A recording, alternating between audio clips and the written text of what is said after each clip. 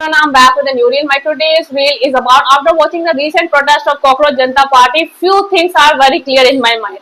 हमारे यहाँ पर कुछ भी चीज प्रॉपरली क्यों नहीं हो पाती, क्योंकि हमारे यहाँ पर हर किसी इशू में पॉलिटिकल एजेंडास क्रिएट कर दिए जाते हैं। आप देख लीजिए कि ये एक बहुत ही क्लियर सा मूवमेंट था एजुकेशन सिस्टम के अगेंस्ट में।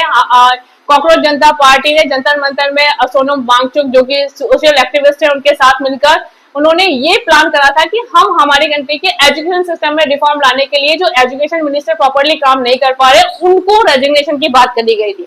पर इसको किस तरह से एग्जैजरेट करा जा रहा है और किस तरह से लोग बाग अपनी पॉलिटिकल विशेष फुलफिल करने में लगे हुए हैं, that's really important to understand.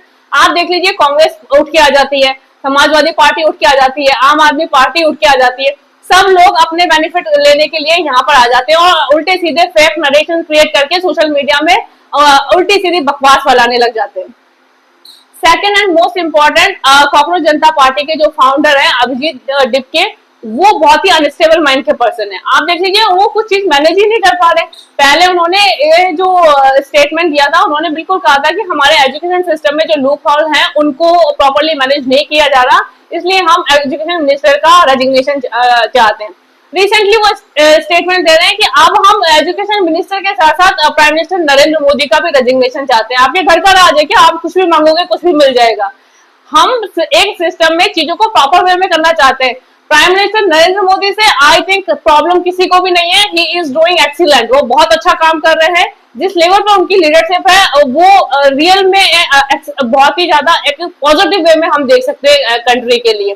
तो ऐसे लीडर की हम रेजिग्नेशन की बात क्यों कर रहे हैं? अननेसेसरी उन चीजों को इंडल्ज करके एक पॉलिटिकल इशू क्रिएट करा जा रहा है जो कि रियल में एग्जिस्ट ही नहीं करता है। थर्ड एंड मोस्ट इम्पोर्टेंट, जो कॉकरोच जनता पार्टी के स्पीकर हैं सौरभ दास, वो जेपी नड्डा से मिलकर उन्होंने 3 पॉइंट रखे। पहला पॉइंट उन्होंने रखा है कि सौरभ वांगचुक को एक उनका एक वीडियो रिलीज करा जाए जिससे कि वो पब्लिकली ये कहे कि पीसफुल मार्च हो, सेंसर चलो वाली।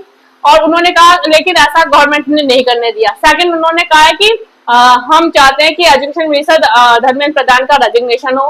थर्ड, उन्होंने कहा कि हम ये चाहते हैं कि जितने भी लोग ये नीट एग्जाम के चलते जितने भी स्टूडेंट ने सुसाइड कमिट करा है उनको 1 करोड़ रुपीज दिए जाए। क्यों भाई 1 करोड़ रुपीज देने का क्या प्रोसीजर है? कितने बच्चे हैं जो सफर करके इस चीज के लिए फाइट कर रहे हैं? सुसाइड करने के लिए किसने बोला गया था? सुसाइड करना एक आपका इंडिविजुअल नेगेटिव कॉन्सेप्ट है। उसके लिए यदि आप चाहते हैं कि आपको पैसा दिया जाए या आपकी उस नेगेटिविटी को प्रमोट करा जाए या उसका सपोर्ट करा जाए, तो ये तो बहुत ही गलत बात है। तो मतलब ऐसा तो फिर गवर्नमेंट ऐसे करने लग जाएगी, कर लो जितने लोगों को सुसाइड करना है, हम आपको 1 करोड़ रुपीज कंपनसेट करके चीजों को अकॉर्डिंगली मैनेज कर देंगे।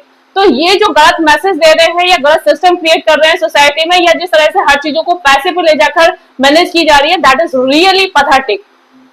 जिस लेवल पर प्रोटेस्ट किया जाना चाहिए था बहुत ही पीसफुल वे में किया जाना चाहिए था। आप देख लीजिए, जो भी गवर्नमेंट के अगेंस्ट में भड़ास निकाल रहा है काफी लंबे समय से, जैसे प्रकाश झा है या शबाना आजमी है, जो उल्टे सीधे स्टेटमेंट काफी लंबे समय से देती आई हैं, वो सब इस प्रोटेस्ट में पार्टिसिपेट करने आ गए। अदरवाइज उनका कोई रोल ही नहीं था, किसी भी तरह से वो चीजों को कहीं पर भी हैंडल नहीं कर रहे थे। बस खाली उन्हें यहाँ पर मौका मिला तो उन्होंने कहा कि चलो मौके पे चौका मार दो। इस तरह के कॉन्सेप्ट में ये मूवमेंट क्रिएट करा गया। सेंसर चलो में सिंपल सा था, बहुत ही लॉजिकली सारे स्टूडेंट जाते इन सब चीजों को प्रॉपरली मैनेज करते, पर बीच में किस तरह से ये स्टूडेंट्स ने एकदम से ये जो सिक्योरिटी गार्ड्स वगैरह थे उन पर पत्थर मारना स्टार्ट कर दिया। क्या मजाक चल रहा है? आप प्रोटेस्ट कर रहे हैं, आप अपने पॉइंट रख रहे हैं, प्रॉपरली पॉइंट रखिए, चीजों को डिस्कस करिए, गवर्नमेंट से चीजों को प्रॉपरली मैनेज करवाइए। आप डिस्कशन से कई चीजों को सॉल्व आउट कर सकते हैं। आप किस लेवल पर जाके इस तरह की हरकतें कर रहे हैं? फिर उसके बाद में ये रोना रोया जा रहा है कि गवर्नमेंट ने हमारे ऊपर लाठी चलवाई और ये सब करी। तो आप उन पर पत्थर मारोगे तो वो लाठी नहीं चलाएंगे बैठ के, उनके पास तो वेपन है, आपको बल्कि उन्होंने गोलियां नहीं मारी, that is better for you.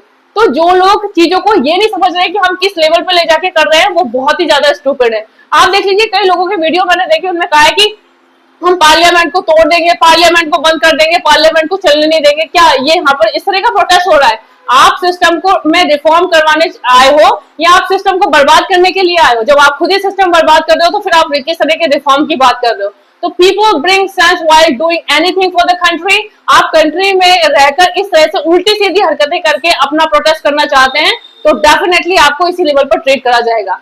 It's really high time for the country to understand कि इस तरह के लोग जो चीजों को प्रॉपरली मैनेज ही नहीं कर पा रहे हैं, उल्टी सीधी बकवास करके यदि सिस्टम को चेंज करना चाहते हैं, दैट वॉन्ट बी पॉसिबल। यदि आप कैपेबल हैं, चीजों को प्रॉपरली रखिए, पॉइंट टू पॉइंट बात करिए, अकॉर्डिंगली चीजें मैनेज करिए, रिफॉर्म्स करवाइए, रादर देन आप सिस्टम को बर्बाद कर दे और इस तरह से आप चीजों को मैनिपुलेट कर रहे हैं या पूरी चीजों को गलत तरह से एग्जैजरेट करा जा रहा है।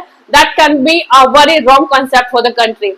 हमें कंट्री में इंटरनल सिक्योरिटी और सेफ्टी को भी उतना ही प्रायोरिटाइज करना चाहिए। यदि इस तरह की चीजें होंगी तो डेफिनेटली ये खतरा बन सकती हैं। आप देख लीजिए कि इतने सारे लोग यदि एक जगह इकट्ठा हो जाएंगे, पूरा सिस्टम को मैनेज करना कितना टफ हो जाता है। उसके बाद आप यदि उल्टी सीधी हरकतें करेंगे, फिर बाद में ये करेंगे हमारे साथ ऐसा हो गया और विक्टिम कार्ड प्ले करने लग जाएंगे, और things gonna be very crazy for the country.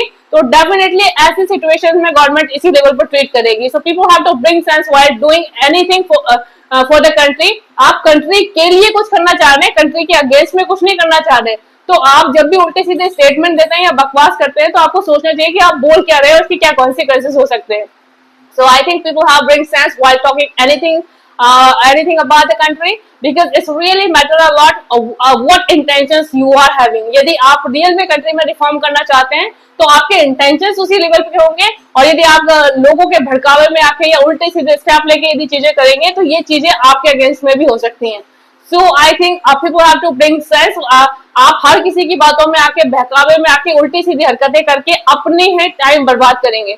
आप देख लीजिए कि जो ढंग के लोग हैं या बहुत अच्छे से चीजों को अपनी लाइफ में हैंडल कर रहे हैं, वो कोई भी इस प्रोटेस्ट में पार्टिसिपेट नहीं कर रहा है, क्योंकि उन्हें पता है कि हम इस लेवल पे चीजों को करवा ही नहीं सकते। क्या वो वहां पर भीड़ में इकट्ठा होकर लाठी खाने जाएंगे? तो आपको यदि रियल में रिफॉर्म करवाना है तो देयर आर सर्टेन पैरामीटर्स जिन पर आप चल के काम करवा सकते हैं। इसलिए इस तरह से ये गंदगी फैलाना या उल्टा सीधी हरकतें करने से कुछ भी नहीं होने वाला। इसके चलते आप अपने लिए ही प्रॉब्लम क्रिएट कर सकते हैं। So I think people bring sense while dealing, dealing for the country. So hope you guys understand this. Bye bye. Have a nice day.